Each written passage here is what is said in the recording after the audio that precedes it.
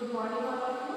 आज हम हमारी क्लास करेंगे BSc third same BSc third same की आज हमारी क्लास रहेगी और इसमें आज हम पढ़ने वाले हैं प्लांट क्लासिफिकेशन।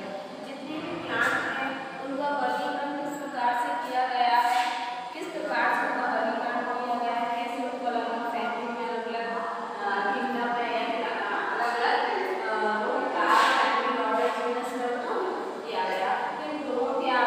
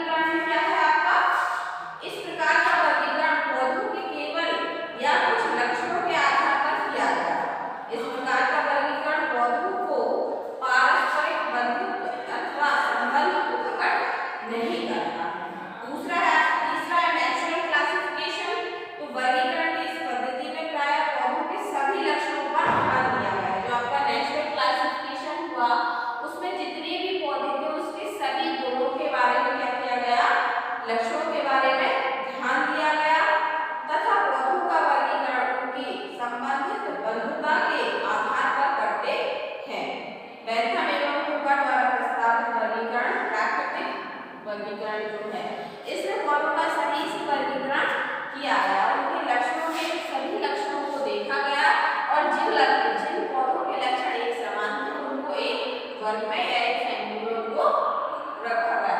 और जो मैथम एवं होकर का क्लासिफिकेशन है बहुत इंपॉर्टेंट, वो आपका नेचुरल क्लासिफिकेशन के अंतर्गत ही आता है।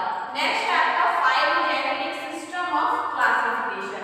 तो इसका क्या मतलब हुआ? तो फाइलोजेनेटिक का मतलब जातिगत वर्गीकरण।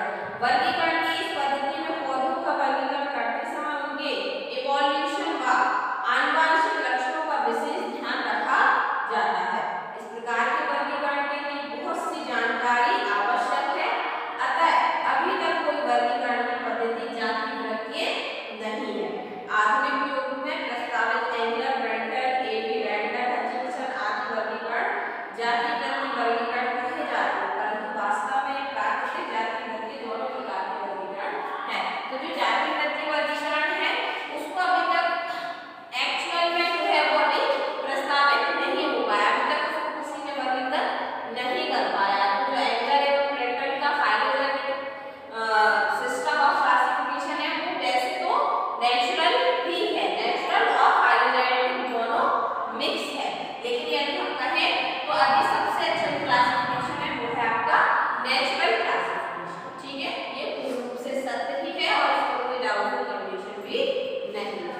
तो आपको क्या समझ में आया कि जो टाइप क्लासिफिकेशन क्या होता है? एंजियोस्पर्म लगभग 6.5 करोड़ वर्ष जो ही उत्पत्ति हो गई थी और ये ऐसे प्लांट थे जो पहले से ही पूर्ण विकसित थे, जैसे 6.5 करोड़ वर्ष पहले थे वैसे ही आज भी है।